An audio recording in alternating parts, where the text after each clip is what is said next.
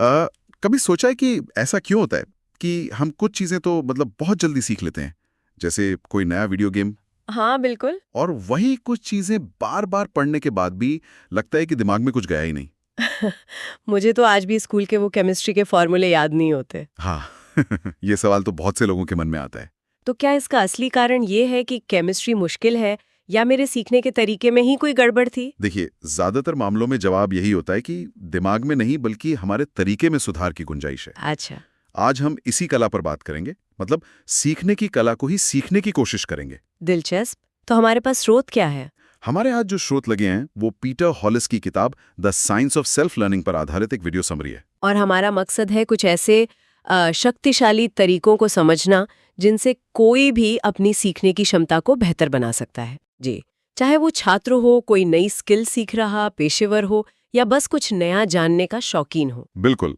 तो चलिए इस प्रक्रिया की परतों को खोलकर समझते हैं। तो इसकी शुरुआत उस कॉन्सेप्ट से होती है जो कह सकते हैं इस पूरी प्रक्रिया की नींव है, मेटाकॉग्निशन। हाँ, ये सुनने में बड़ा भारी भरकम शब्द लगता है, मेटाकॉग्निशन। है तो? लेकिन जहां तक मैं इसे समझ पाया हूं, इसका मतलब बहुत सीधा है। मतलब ये सोचना कि हम कैसे सोचते हैं। बिल्कुल। या अपने सीखने के तरीके को समझना। हाँ, जैसे मान लीजिए कोई गिटार सीख रहा है। अगर हम बिना सोचे समझे बस घंटों तक एक ही कॉर्ड बजाने की कोशिश करते रहेंगे तो शायद फ्रस्ट्रेट हो जाएंगे। बिल्कुल। और यही मेटाकॉग्निशन काम आता है। ये आपको रुककर सोचने पर मजबूर करता है कि मेरी उंगलियां क्यों गलत जगह पड़ रही हैं। हाँ, क्या मैं बहुत तेजी से करने की कोशिश कर रही हूँ? क्या मुझे पहले धीमे धीमे प्रैक्टिस करनी चाहिए? ये कैसे वाला सवाल ही तो मेटाकॉग्निशन है। इस कॉन्सेप्ट के दो मुख्य हिस्से हैं। पहला है जागरूकता, मतलब अवेयरनेस। ये जानना कि आप क्या और कैसे सोच रहे हैं, आपकी ताकत क्या है और कमजोरी क्या। और दूसरा हिस्सा क्या है? दूसरा हिस्सा है नियंत्रण, कंट्रोल, यानी अपनी सोच की प्रक्रिया को मैनेज करना, उसे एक दिशा देना। अच्छा। तो जब आपको ये पता चल जाता है कि आप कहाँ गलती कर रहे हैं, जो कि अवेयरनेस है, तब आप अपनी रणनीति बदल सकते हैं, जो कंट्रोल है। समझ गए। और जब ये दोनों मिल जाते हैं तो सीखना एक सचेत, मतलब एक जानबूझकर की जाने वाली प्रक्रिया बन जाती है, सिर्फ एक आदत नहीं। इसे एक्शन में लाने का एक तरीका स्रोत में बताया गया है जो मुझे काफी प्रैक्टिकल लगा। बताइए। जब भी कुछ सीख रहे हो तो हर 10-15 मिनट में रुककर खुद से पूछना कि मैंने अभी क्या सीखा। हाँ। क्या मैं इसे किसी और को अपने शब्दों में समझा सकता हूँ। ये छोटा सा सवाल दिमाग को ऑटो पायलट मोड से निकालकर एक्टिव मोड में ले आता है। सही बात है। लेकिन एक सवाल मेरे मन में आता है, क्या ये एक तरह की ओवरथिंकिंग नहीं है? कहीं हम सीखने की प्रक्रिया को बहुत ज्यादा जटिल तो नहीं बना रहे? ये एक बहुत अच्छा सवाल है और शुरुआत में ऐसा लग सकता है, लेकिन असल में ये समय बचाता है। वो कैसे? सोचिए, बिना मेटाकॉग्निशन के आप शायद 2 घंटे तक एक ही गलती दोहराते रहें, लेकिन 10 मिनट में रुककर सोचने से आप उस गलती को पहचानकर ठीक कर सकते हैं। और अगले 1 घंटे 50 मिनट ज्यादा प्रभावी तरीके से सीख सकते हैं। बिल्कुल। इसका सबसे बड़ा फायदा ये है कि ये हमें एक सेल्फ डायरेक्टेड लर्नर बनाता है। आत्मनिर्देशित सीखने वाला। मतलब हम टीचर या किसी बाहरी गाइड पर कम निर्भर होते हैं, हम खुद के कोच बन जाते हैं। एकदम सही। फिर जब हम कोई गलती करते हैं तो निराश होकर ये नहीं कहते कि मुझसे नहीं होगा, बल्कि हम ये सोचते हैं कि मेरी रणनीति में क्या गलती थी। हाँ, अगली बार मैं इसे कैसे बेहतर कर सकती हूँ। इस तरह गलतियां भी सीखने का एक शक्तिशाली जरिया बन जाती हैं। उस किताब का जो सार हमने देखा वो इसी बात पर जोर देता है।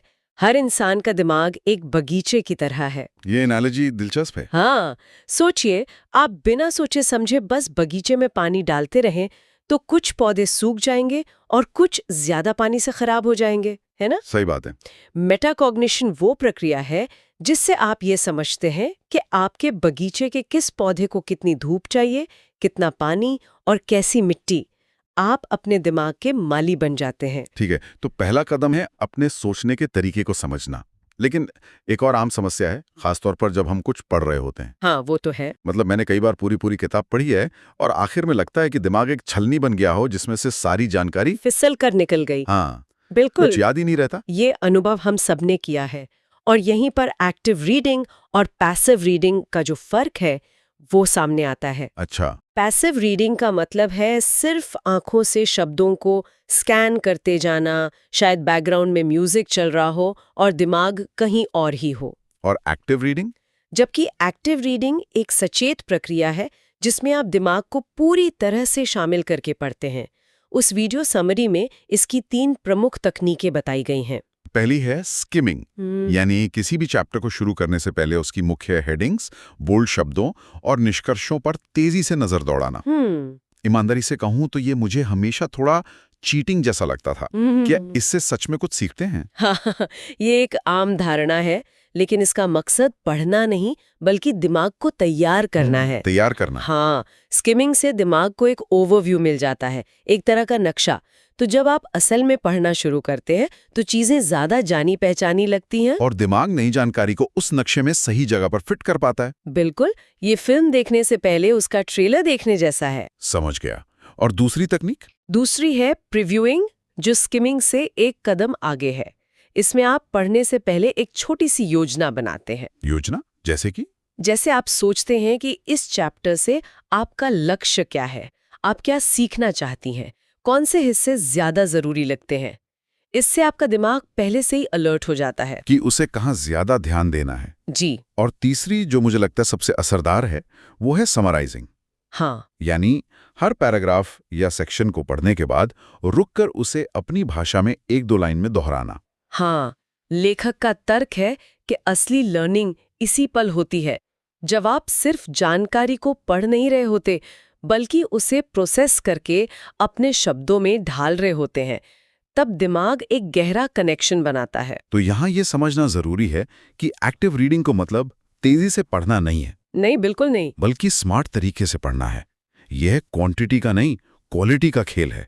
मतलब एक एक्टिव रीडर शायद कम पढ़े लेकिन उसकी समझ बहुत गहरी होगी, उड़ता है। ठीक है, तो एक्टिव रीडिंग से हम जानकारी को बेहतर तरीके से ग्रहण तो कर लेते हैं, लेकिन हमें कैसे पता चलेगा कि हमने उसे सच में समझाया? क्या हमारी समझ में कोई कमी तो नहीं रह गई? और यहीं पर एक ऐसी तकनीक काम आती है जो हमारी समझ के लिए एक लाई डिटेक्टर की तरह काम करती है।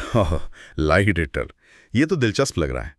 आप फाइनमैन तकनीक की बात कर रहे हैं ना? हाँ, नोबेल पुरस्कार विजेता भौतिक विज्ञानी रिचर्ड फाइनमैन की तकनीक।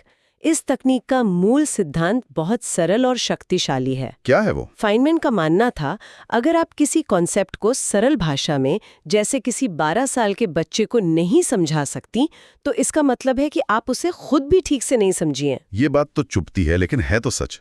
हम अक्सर मुश्किल शब्दों के पीछे अपनी अधूरी समझ को छुपा लेते हैं। बिल्कुल। लेकिन किसी चीज को सरल बनाना हमेशा अच्छा नहीं होता। क्या इससे जानकारी का जरूरी हिस्सा या उसकी बारीकियां खोने का खतरा नहीं है? कहीं हम चीजों को ओवर सिंप्लीफाई तो नहीं कर रहे हैं? ये एक बहुत ही जरूरी सवाल है। फाइनमैन की तकनीक ओवर सिंप्लीफिकेशन के बारे में नहीं है, बल्कि एलिगेंट सिंप्लिसिटी यानी सहज सरलता के बारे में है। अच्छा। इसका मतलब ये नहीं है कि आप जरूरी जानकारी को हटा दें। इसका मतलब है कि आप जटिलता को इस तरह से समझें कि आप उसे बिना भारी भरकम शब्दों के सरल एनालॉजी और उदाहरणों का इस्तेमाल करके समझा सकें। तो असल में जब आप किसी जटिल विचार को सरल बनाने की कोशिश करते हैं, तो दिमाग उस विचार के टुकड़े टुकड़े करके उसके सबसे बुनियादी हिस्सों को समझने लगता है। एकदम सही। तो इसके स्टेप्स क्या हैं? इसके 4 बहुत आसान स्टेप्स हैं। पहला, कोई भी टॉपिक चुनें जो आप सीखना चाहते हैं। दूसरा, उसे ऐसे समझाएं जैसे आप किसी और को पढ़ा रहे हों, चाहे तो एक खाली नोटबुक पर लिखकर। और तीसरा, और ये सबसे जरूरी स्टेप है, जहां भी आप अटकें या आपको मुश्किल शब्दों का इस्तेमाल करना पड़े, वही आपका नॉलेज गैप है। उसे पहचानो और वापस जाकर उसे दोबारा पढ़ें और अपनी समझ को मजबूत करें। और चौथा और आखिरी स्टेप, अपनी एक्सप्लेनेशन को तब तक सरल बनाते रहें जब तक वो बिल्कुल स्वाभाविक न लगने लगे। ये तकनीक हमें उस भ्रम से भी बचाती है जिसे इल्यूजन ऑफ नोइंग कहते हैं, जानने का भ्रम। हाँ, कई बार हमें लगता है कि हाँ, ये तो समझ आ गया, लेकिन असल में हमने सिर्फ जानकारी को पहचाना होता है, उसे समझा नहीं होता। और फाइनमैन तकनीक इस भ्रम को तोड़ देती है। बिल्कुल। ठीक है, तो हमने ये समझ लिया कि कैसे सोचना है, कैसे पढ़ना है और कैसे समझना है, लेकिन एक और बड़ी चुनौती है, याद रखना। ये मुझे अपने कॉलेज के दिनों की याद दिलाता है। मैं परीक्षा से एक रात में सब कुछ रट लेता था, अगले दिन पेपर में लिख भी देता था, लेकिन एक हफ्ते बाद सब साफ। हाँ, अब समझ आया कि असल में मेरे दिमाग में क्या चल रहा था। आपका अनुभव बिल्कुल क्लासिक उदाहरण है उस चीज का जिसे जर्मन साइकोलॉजिस्ट हर्मन एबिंगहाउस ने फॉरगेटिंग कर्व कहा था। भूलने का वक्र। जी, ये कर्व दिखाता है कि हम किसी भी नई जानकारी को सीखने के तुरंत बाद बहुत तेजी से भूलते हैं अगर उसे दोहराया न जाए। तो जो मैंने एक रात में रटा था वो शॉर्ट टर्म मेमोरी में था, और परीक्षा के बाद दिमाग ने उसे गैर जरूरी समझकर हटा दिया। तो इस भूलने की आदत का कोई इलाज है? हाँ, और उसे कहते हैं स्पेस्ड रेपिटेशन। ये इसी भूलने की प्रक्रिया को हैक करने का तरीका है। अच्छा। इसका सिद्धांत है जानकारी को धीरे धीरे बढ़ते हुए अंतराल पर दोहराना। मतलब आज कुछ पढ़ा तो उसे कल नहीं बल्कि शायद 2 दिन बाद दोहराएं, फिर 4 दिन बाद, फिर 1 हफ्ते बाद। लेकिन ये तो रटने जैसा ही नहीं हुआ, बार बार दोहराना। नहीं, इसमें एक बहुत बड़ा फर्क है। रटने में आप बहुत कम समय में बार बार दोहराते हैं। स्पेस्ड रेपिटेशन में आप अंतराल बढ़ाते जाते हैं। हर बार जब आप दोहराते हैं तो दिमाग को उस जानकारी को याद करने के लिए थोड़ी ज्यादा मेहनत करनी पड़ती है, क्योंकि आप उसे भूलने की कगार पर होते हैं। और यही मेहनत उस मेमोरी कनेक्शन को मजबूत बनाती है। बिल्कुल, ये जिम में वजन उठाने जैसा है। हर बार थोड़ा ज्यादा वजन उठाने से मांसपेशियां मजबूत होती हैं, वैसे ही थोड़े गैप के बाद दोहराने से याददाश्त मजबूत होती है। और स्रोत में से और असरदार बनाने का भी एक तरीका बताया गया है, स्पेस रेपिटेशन को एक्टिव रिकॉल के साथ जोड़ना। बिल्कुल, यानी जब आप दोहरा रहे हो तो सिर्फ किताब खोलकर दोबारा ना पढ़ें, बल्कि किताब बंद करके खुद से सवाल पूछें। उस टॉपिक की परिभाषा क्या थी? उसका मुख्य उदाहरण क्या था? हाँ, जब दिमाग पर जोर डालकर जवाब बाहर निकालते हैं तो वो जानकारी लॉन्ग टर्म मेमोरी में स्टोर हो जाती है। ये समय भी बचाता है। सही कहा, क्योंकि आप सिर्फ वही दोहराते हैं जो आप भूलने वाले होते हैं, न कि वो जो आपको पहले से ही अच्छी तरह याद है। ठीक है, अब तक हमने सीखने की तकनीकों पर बात की, लेकिन मैंने स्रोत में मेंटल मॉडल्स शब्द भी देखा, और सच कहूं तो ये मुझे थोड़ा जटिल लगा। क्या ये भी सीखने का कोई तरीका है? ये सीखने की तकनीक से एक कदम आगे की बात है। ये सोचने का तरीका है। सोचने का तरीका? हाँ, मेंटल मॉडल्स को हम सोचने का फ्रेमवर्क या दिमाग में बने हुए नक्शे कह सकते हैं, जो हमें दुनिया को समझने और समस्याओं को सुलझाने में मदद करते हैं। अच्छा। हर इंसान के दिमाग में पहले से ही कुछ मॉडल्स होते हैं जो उसके अनुभवों और ज्ञान से बनते हैं, लेकिन एक स्मार्ट विचारक सचेत रूप से नए और बेहतर मेंटल मॉडल सीखता और अपनाता है। इसके बारे में चार्ली मंगर, जो वॉरेन बफे के पार्टनर हैं, उनकी एक बहुत मशहूर एनालॉजी है। हाँ, बताइए। वो कहते हैं, अगर आपके पास सिर्फ एक हथौड़ा है तो हर समस्या आपको कील जैसी नजर आएगी। और ये बात हमारी सोच पर बिल्कुल सटीक बैठती है। अगर आपके पास सोचने का सिर्फ एक ही तरीका है तो आप हर समस्या को उसी तरीके से सुलझाने की कोशिश करेंगे, भले ही वो तरीका सही ना हो। तो एक अच्छे विचारक के पास एक पूरा टूल बॉक्स होना चाहिए। जी, अलग अलग क्षेत्रों से लिए गए कई मेंटल मॉडल्स का एक टूल बॉक्स। बिल्कुल। वो जानता है कि कब कौन सा टूल इस्तेमाल करना है। तो कुछ उदाहरण दे सकती हैं इन मेंटल मॉडल्स के? जरूर। स्रोत में कुछ बहुत शक्तिशाली मॉडल्स के बारे में बताया गया है। पहला है फर्स्ट प्रिंसिपल्स थिंकिंग, जिसे एलन मस्क बहुत इस्तेमाल करते हैं। इसका मतलब क्या है? इसका मतलब है किसी भी समस्या या विचार को उसके सबसे बुनियादी मतलब अटल सत्यों में तोड़कर सोचना और फिर वहां से अपनी समझ बनाना, न कि सिर्फ दूसरों की नकल करना या ये सोचना कि ये हमेशा से ऐसे ही होता आया है। बिल्कुल। दूसरा मॉडल है सेकंड ऑर्डर थिंकिंग। ये सुनने में थोड़ा अकादमिक लगता है, लेकिन ये बहुत व्यवहारिक है। इसका मतलब है कि किसी भी फैसले के सिर्फ तात्कालिक परिणाम के बारे में नहीं सोचना, बल्कि उन परिणामों के बारे में भी सोचना। हाँ, जैसे पहला परिणाम है कि मैं आज रात पिज्जा खाऊंगी और मुझे मजा आएगा। ये फर्स्ट ऑर्डर थिंकिंग है। ठीक है। लेकिन दूसरा परिणाम ये है कि अगर मैं हर रात ऐसा करूंगी तो 1 महीने में मेरी सेहत खराब हो जाएगी। सेकंड ऑर्डर थिंकिंग हमें उस दूसरे ज्यादा अहम परिणाम को देखने में मदद करती है। ये तो बहुत शक्तिशाली है। और एक और मॉडल है इन्वर्जन, मतलब उल्टा सोचना। हाँ, ये मेरा पसंदीदा है।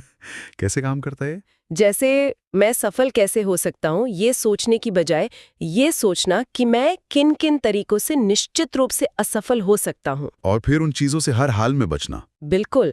कई बार सफलता का रास्ता बनाने से ज्यादा आसान उन गड्ढों से बचना होता है जो असफलता की ओर ले जाते हैं। तो कुल मिलाकर इन सभी स्रोतों से क्या समझ आता है? मेरे लिए सबसे बड़ा सबक यह है कि सिर्फ जानकारी इकट्ठा करना काफी नहीं है। उससे भी ज्यादा जरूरी है कि हम अपने सीखने की प्रक्रिया को समझें और उसे बेहतर बनाएं। मैं आपकी बात को एक कदम और आगे ले जाना चाहूंगी। असल में ये सब तकनीकें एक दूसरे से जुड़ी हुई हैं। अच्छा। ये अलग अलग औजार नहीं बल्कि एक ही टूल बॉक्स का हिस्सा हैं। ये दिलचस्प है, इसे थोड़ा और समझाइए। देखिए, मेटाकॉग्निशन वो ओवरआर्चिंग स्किल है, वो मास्टर चाबी है जिससे आप ये तय करते हैं कि अभी मुझे कौन सा टूल इस्तेमाल करना है। जब आप कोई नया विषय शुरू कर रहे हैं तो आपका मेटाकॉग्निशन आपको बताएगा कि एक्टिव रीडिंग की तकनीकों का इस्तेमाल करो, और जब लगेगा कि समझ कच्ची है तो वो आपको फाइनमन तकनीक इस्तेमाल करने को कहेगा। और जब आप दुनिया को लेकर बड़े फैसले ले रहे होंगे तो वो आपको अपने मेंटल मॉडल्स को जांचने और इस्तेमाल करने की याद दिलाएगा। वाह, तो सीखना सिर्फ जानकारी हासिल करना नहीं है, बल्कि अपनी सोच के टूल बॉक्स को बनाना और उसे इस्तेमाल करना सीखना है। बिल्कुल। ये सभी तकनीकें उस कला की मास्टर की है। जी, ये सब तरीके हमें एक पैसिव लर्नर से एक्टिव लर्नर में बदलते हैं, जहां हम अपनी लर्निंग की कमान खुद अपने हाथों में ले लेते हैं। बिल्कुल। और अंत में हम अपने श्रोताओं को एक अंतिम विचार के साथ छोड़ना चाहेंगे जो उन्हें सोचने पर मजबूर करे। और वो विचार क्या है? अगली बार जब भी आप कुछ नया सीखें, चाहे वो कोई किताब हो, कोई ऑनलाइन कोर्स हो या कोई नई हॉबी, तो खुद से ये सवाल जरूर पूछें कि क्या मैं सिर्फ जानकारी को पढ़िया देख रहा हूं या सच में समझ रहा हूं? जी, ये एक सवाल सीखने की पूरी प्रक्रिया को बदल सकता है। ये आपको सिर्फ जानकारी के उपभोक्ता से ज्ञान के निर्माता की ओर ले जा सकता है।